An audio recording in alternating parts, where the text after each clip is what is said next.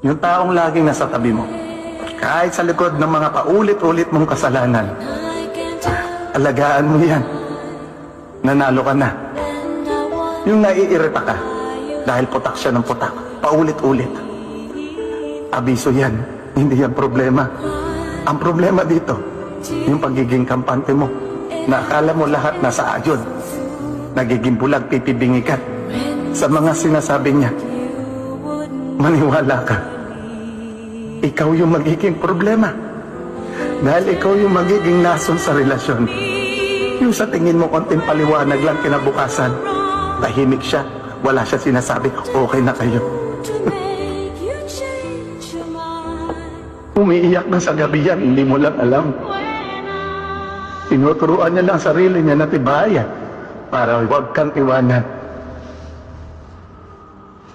Pero huwag mong hintayin na ikaw mismo ang magtuturo sa kanya.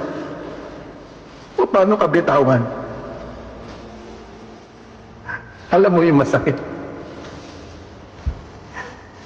Yung ikaw mismo yung magbubukas ng pintuan